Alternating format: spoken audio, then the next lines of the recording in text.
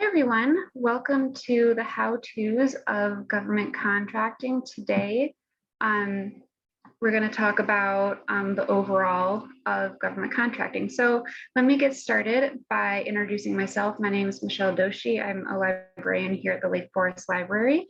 And with us today, we have Lolitha McKinney. She serves as a business opportunity specialist in the 8A BD division of the Illinois District Office of the SBA. The U.S. Small Business Administration is a federal agency whose mission is to expand and promote small business through the United States. SBA provides assistance to small businesses through the guarantee of loans, surety bonds, certification, advocacy, and business development assistance. Lolitha is responsible for providing training, counseling, and business development assistance to 50 small businesses certified in the 8A Business Development Program of the Illinois District Office. Lolitha presents and facilitates workshops in all SBA federal certification programs. Lolitha has been employed with the U.S. Small Business Administration for 8 years. Prior to joining SBA, Lolitha worked in the Office of Naval Research as an administrative contracting officer and also worked for the Defense Contract Management Agency as a contract administrator. Ms. McKinney holds a Juris Doctor from the UIC John Marshall Law School, a Master of Public Administration degree from Troy University, and a Bachelor of Science in Business Administration with concentration in finance from Old Dominion University. So today, Lolitha is going to talk to us about, as I mentioned, government contracting. We'll discuss an overview of this complex topic, what government contracting requires in order to help you decide if it's going to be a good fit for your business or organization. And with that, thank you, Lolitha, for coming today. Go and take the floor. Well, thank you for having me, Michelle. I appreciate the opportunity to share information. We're going to talk about marketing and selling to the federal government, i.e. the how-tos of government contracting. This topic is complex. It involves a lot of moving pieces. So if there are any questions, just feel free, anyone, to jump in, and we'll try to add some clarity to any of the topics.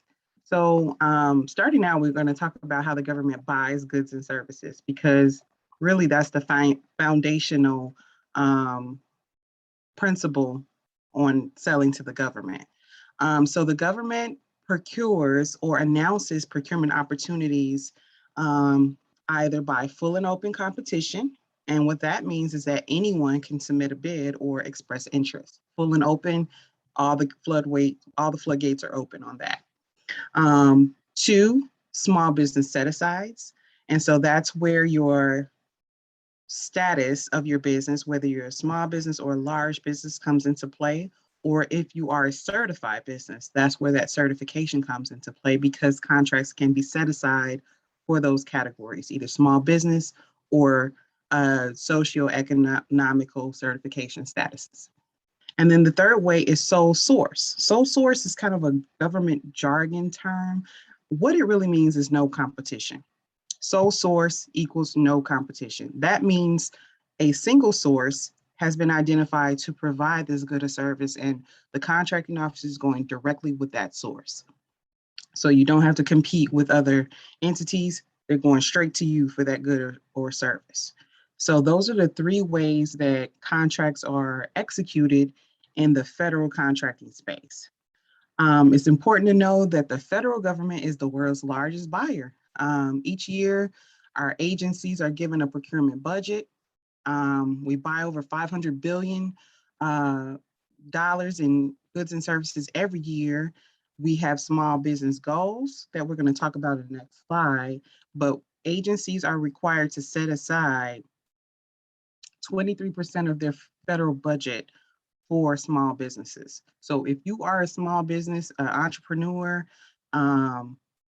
it's a great space to try and diversify your revenues in, because you know that there are opportunities embedded in our procurement cycle for small businesses.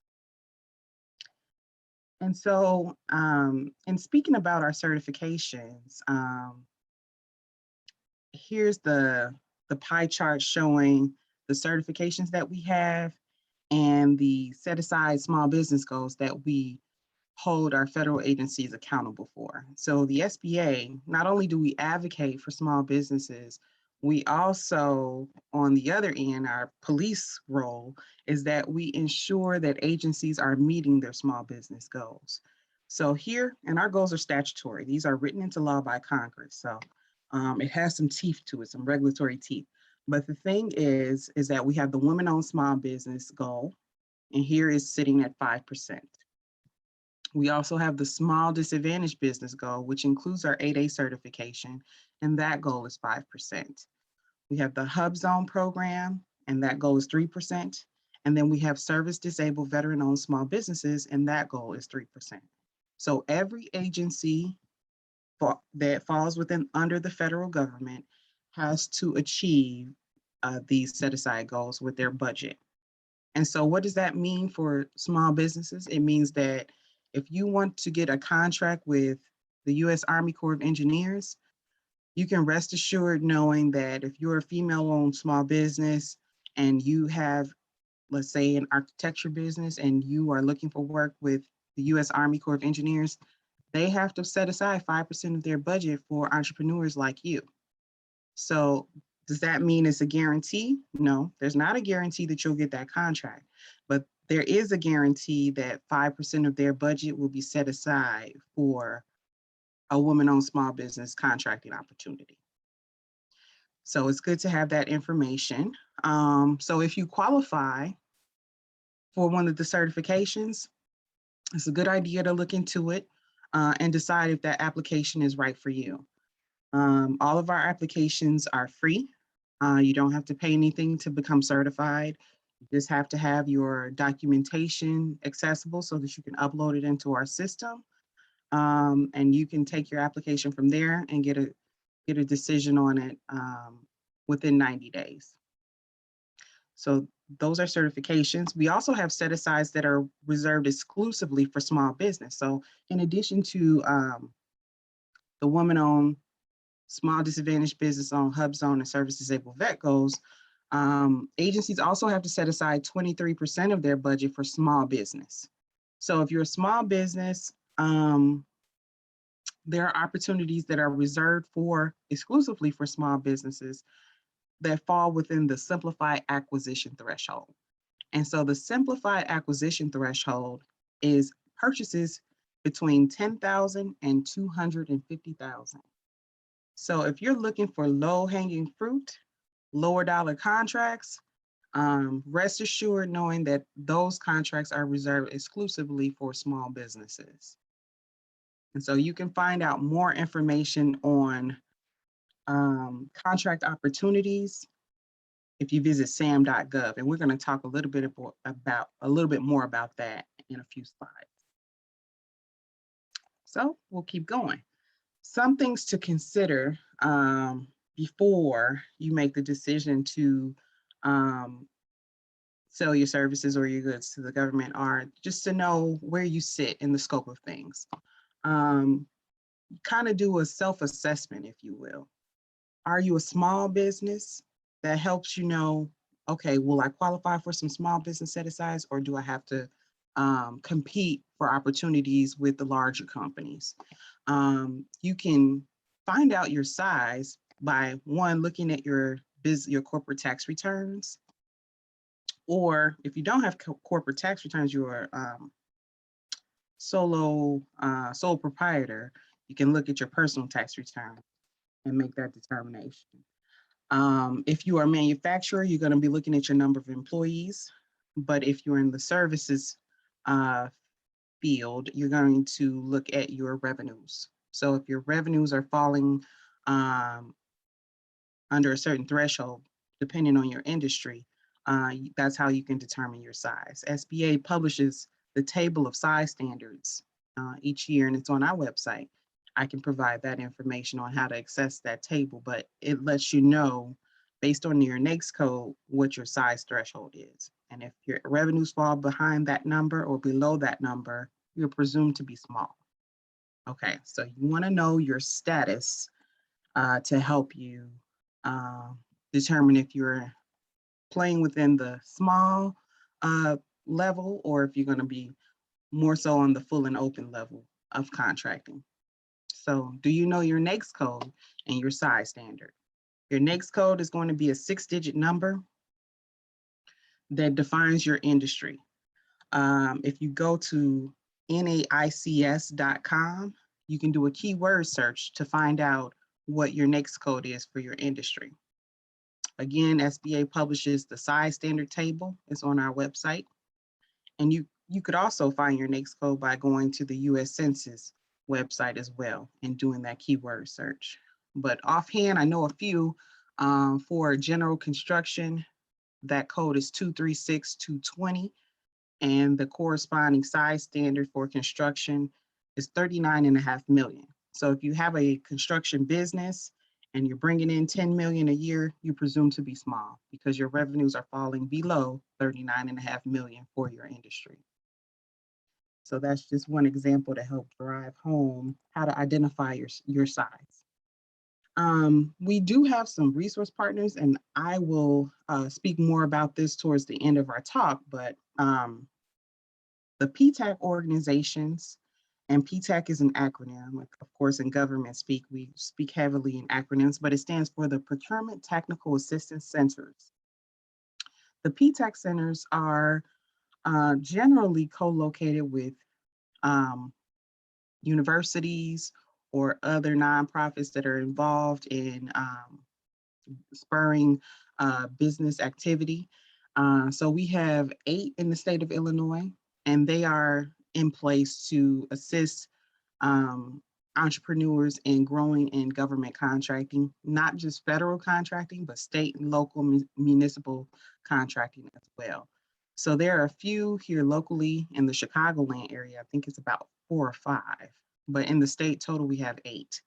So anyone can visit a PTAC and get free assistance. As a matter of fact, we encourage you to sign up with one, whether it's one, near your home or near your business or someone you've already forged a relationship with. We encourage you to sign up with a PTAC because they have bid match services where they can help you identify contract opportunities. They can help you and advise you with formulating your proposal. So they're really a good resource for entrepreneurs to take advantage of. The other thing you want to consider before you dive into contracting is, do you have adequate cash flow to finance a contract? This is very important because when you're awarded a contract, we expect you on the government side to ramp up right away. So you have to ensure that you have the resources available for your startup costs, for your ramp up costs on that contract. So if you have to hire some folks to get going on a contract, you have to already have those resources in place. If you have to get equipment for that to perform that contract, you have to already have that in your wheelhouse. So you want to take a good look at your financial health of your company before you dive into government contracting. And so a good way to start off that analysis is by looking at the 5 C's. And the 5 C's is also something that lenders look at when they're deciding on whether to offer you capital or not. So we have character. Do you demonstrate the strength of character? Character is not as we, I guess, personally think of character, like how you carry yourself personally, I suppose. But character from a business sense is, do you pay your bills on time? Do you pay your bills when they're due? That sort of thing. So you definitely want to look at your credit history on that. Cash flow, do you have adequate cash flow? Do you have resources? Do you have assets that are liquid? Do you have accounts that have funds in them that could help you perform on these contracts? Collateral, do you have the collateral to get a loan? Do you have a building? Do you have equipment that you could use as collateral to help you get over the road of approvals? Do you have capitalizations plus liquid holdings and earnings? And conditions? Are there outside conditions that will affect your ability to repay the loan?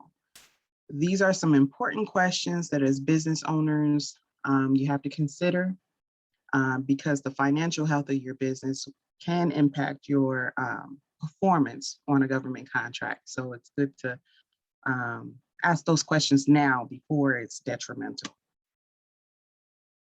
And the other thing to consider is your business ready? Here's some questions to consider to help you reach that conclusion. Does the government buy what you sell? This is very important because the idea of getting a government contract, selling to the world's largest buyer is always provocative, right? It's something that entrepreneurs seek after. But you have to make the connection of what I sell is what they need. What I sell speaks to their mission. What I offer helps them meet their goals of, operating. So you have to make that connection. Does the government buy what you sell? Do you have federal contracting experience? Do you have the cash, the inventory, the working capital? Contracting experience is very important in federal contracting. Your experience, it's kind of weighted heavily. They want to see examples of your performance, of agencies you may have worked with in the past. And if you don't have federal experience, you have to kind of rely on your private experience, but they want to see working examples of what you can do. And performance is very important as well. So if you're ever awarded a federal contract, having a good performance record is very important. So make sure that you have everything in place to succeed on that contract. Are you capable of fulfilling a government contract? As you can surmise, federal contracting is very different from private sector contracting, and even dealing with, like the city of Chicago or state of Illinois, we just do things very differently on the federal level. So you want to make all these considerations now to determine if you even have the capacity to perform on this level. So that's pretty important too. And do you know where to find government contracting opportunities? And we're definitely going to talk about that because SAM.gov, I'm going to talk about that ad nauseum because that's going to be your best resource for finding opportunities. So what you can do now is research your market, know what agencies are buying. And one resource for that is going to be usaspending.gov. USA, spending.gov is a website that I recommend to entrepreneurs all the time because it includes information on what agencies have bought in past fiscal years. So for me, a good indicator of future buys is past buys. And so what agencies have bought in a prior fiscal year, more than likely they're going to need it again in a future fiscal year. So you can search on usaspending.gov. You can put in your NAICS code and find out which agencies have bought that good or service in a past fiscal year and narrow that search down to determine which of those agencies, maybe 3 to 5 of those agencies that you want to market to. And so that's how you develop your agency list based on hard data. So you want to identify those agencies through your search at USA Spending, and then go to their websites because every federal agency has a website. And oftentimes on that website is going to be a tab that says doing business with General Services Administration or doing business with U.S. Army Corps of Engineers. So whatever that agency is, they'll have a tab that says how to do business with my agency. And that's where a lot of your information is going to come from. You'll find out who the small business advocate is for that agency. You'll find out their procurement forecast, what they intend on buying for the current fiscal year. And you may even get some points of contacts where you can reach out and ask for a meeting so that you can introduce yourself and your company. So you're going to do a lot of your homework in this phase. You're going to identify what agencies buy your product or service. In USA Spending, you can also find out pricing information. You can see what the contract was executed for. And so that helps you strengthen your price proposal so that you can offer a competitive price. The agencies will also have sessions, outreach sessions, where you can come in and ask questions, or they can present how it works doing business with their agency. And that's where you'll do a lot of your homework as well. All of this is meant to give you more of an understanding on how to do business in the federal space. And you can use that information to strengthen your own proposal, develop your own relationships, and get your foot in the door.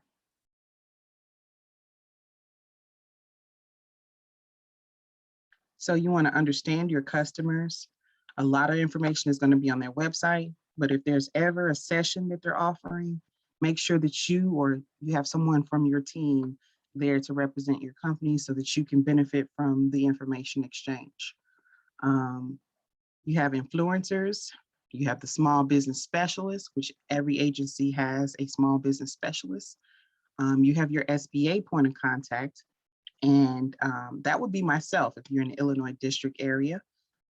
So we can always, provide information. Sometimes we get notifications of projects or events, and we can share that information with you as well. And then you have the buyers. The buyers would be the contracting officers. And depending on how the agency is structured, sometimes you can reach out to contracting officers and sometimes you won't get a response back. In that situation, the small business specialist is going to be your conduit of information.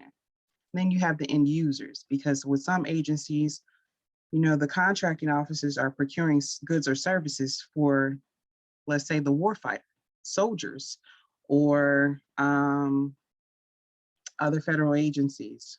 It just really depends on what the mission of that agency is. But the end users, you may not have access to. So it's really good to start with the small business specialist, because that's kind of the industry to agency liaison for communication.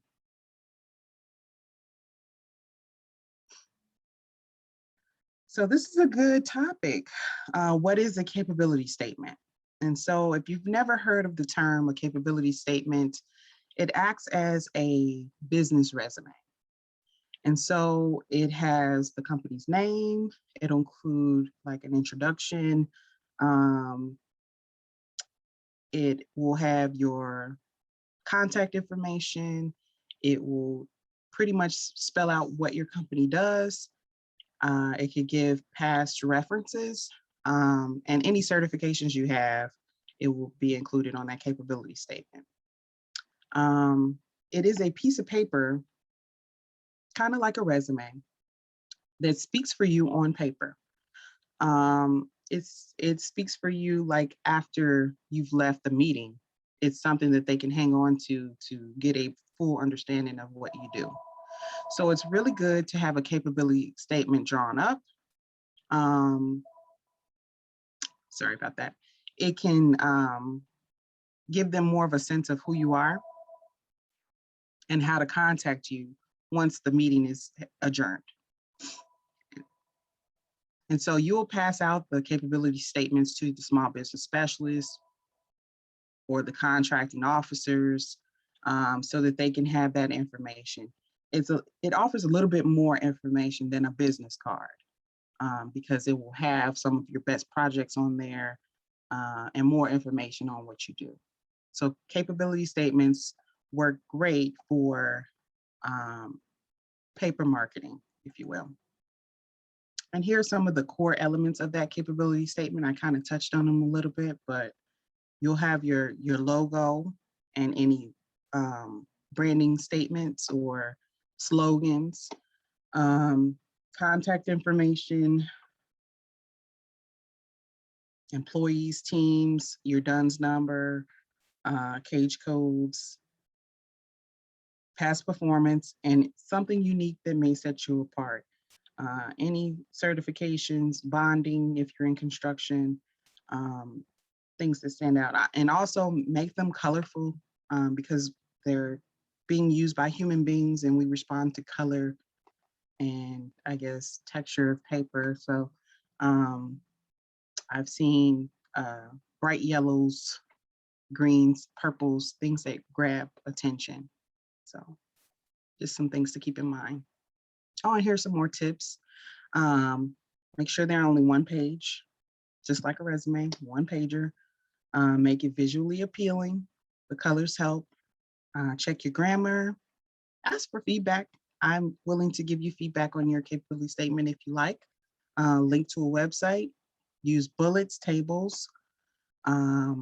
Use government language because that's who your audience is. So you might have to learn to speak our language, and I can help with that if anyone has any questions. And use concise current information. That's very important. Proactive self-marketing is very important. You're going to get to know the federal buyers by doing the research. Remember, from USA Spending, you're going to identify the agencies. You're going to go to their websites and identify the small business specialists, who that person is. Yeah, a lot of this information you're going to get from the agency's website because they will identify their contracting procedures, and that's going to be on their website as well. Remember, in the doing business with XYZ agency tab, that's going to have a lot of information that you can use. Focus on your areas in your niche and prioritize. You know, you don't want to be someone that's doing, snow removal and construction and security and supplying, I don't know, widgets. You don't want to be all over the place. You want to just focus in on what you do great and what the agency really needs and go from there. And whenever there are business events, make sure you're in attendance so that you can get the information that they're sharing. It will make you a much better, contender in getting the contracts if you have that information that they're sharing. So SAM, I mentioned earlier that we would talk about SAM, but SAM is a great starting point. It's an acronym. It stands for the System for Award Management. It is a system that we use that kind of acts as a repository of all businesses that are seeking to do business with the federal government.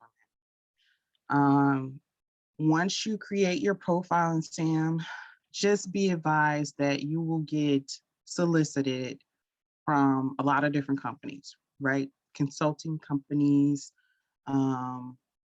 You can tell the difference between the consulting companies and government agencies based on the extensions used in our email addresses. So anything ending in .com is a private company. Any agency ending in .mil or .gov is a federal agency. And so you'll be solicited. Folks will say, we can help you get contracts. We'll help you activate your profile.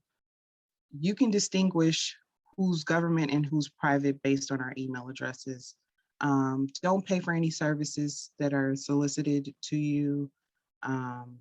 That's just my advice. Of course, the decision is ultimately up to the business owner, but I don't think it's the best use of your resources to spend money in a task that you can do yourself for free. So with that, you're going to start your SAM profile, your System for Award Management profile. In this process, you will be assigned a DUNS number if you don't already have one. But if you do already have one, you can use the one you have. You register at sam.gov. And once you complete the steps for your SAM profile, you'll be issued a CAGE code, which is another acronym that stands for the Commercial and Government Entity Code. And that will be issued to you after the IRS checks your tax ID number to ensure that it's legit. That takes about 3 to 5 business days. So after that process has been confirmed with the IRS, you'll be issued the CAGE code. CAGE code is something that you want to include on your capability statement because it's a unique identifier for your business. So for procurement assistance, you have some resources. You have the SBA, you have me. So at the end of our talk, I'll provide everyone with my email address. And if you have any questions, you know, you can reach out to us in the Illinois District Office. We talked about PTACs, the Procurement Technical Assistance Centers. They can assist with any government contracting matter that you have, not just federal, but state and local as well. We have the marketing resources here. You're gonna go to sam.gov, not only to start your SAM profile, but also to look for current solicitations, current announcements in your industry where you wanna bid on contracts. You're gonna use SAM quite a bit, not only to keep your profile up to date, but also find opportunities. Once you identify yourself as a small business, you'll also be included in the dynamic small business search system. And that's an SBA system. It houses all small businesses. And so contracting officers can look at the dynamic small business search and find small business sources. Remember, we have that threshold where small acquisitions are reserved for small businesses under the simplified acquisition threshold. So they're always looking for small business sources. So you want to make sure that your profile is always up to date so that you're included in this search system. And then SBA also has what's called Subnet. Subnet is another system where large businesses can post subcontracting opportunities. So if a large business wins a contract, they also have to adhere to small business goals. And so with that, SBA is also making sure not only are agencies meeting their small business goals, but also are the large businesses meeting their small business goals.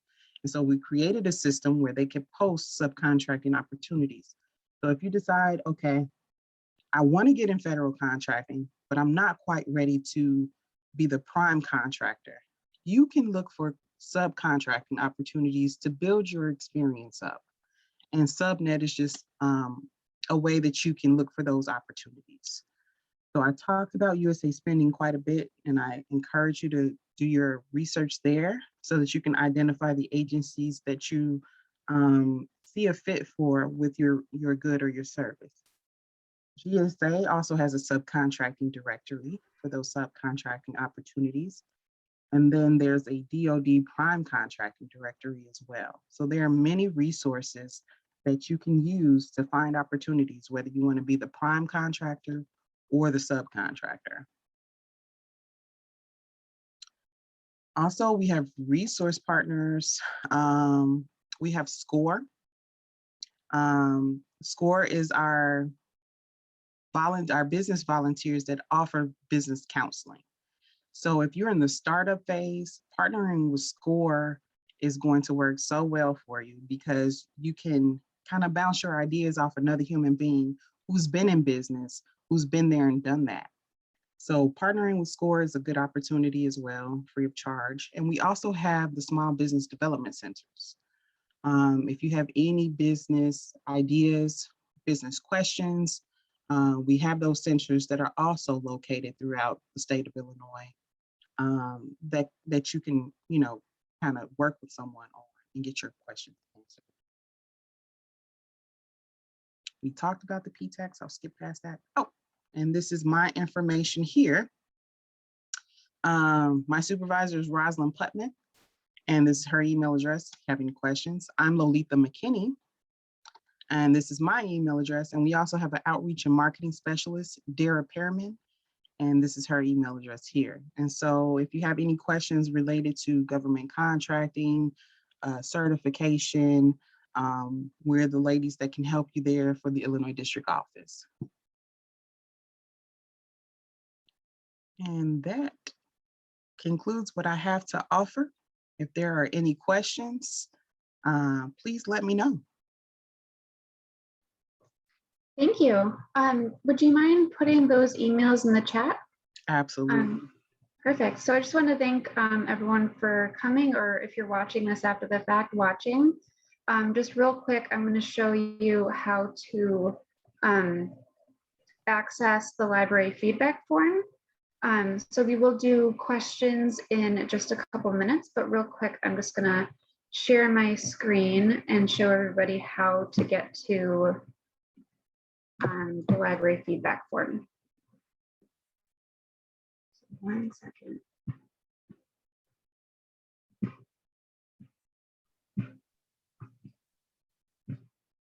Okay, so you would start by going to lakeforestlibrary.org. This is our main website.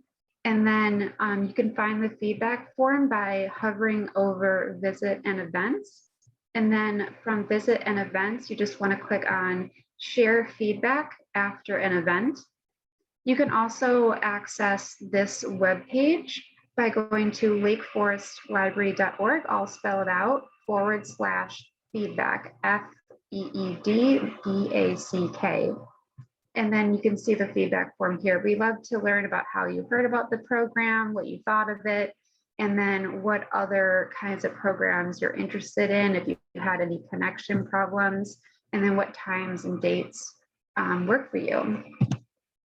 So I just wanted to thank Lolitha for being here today. I'm going to stop sharing my screen, and then I'll send those emails out with the link to the recording. This will be up on the library's YouTube.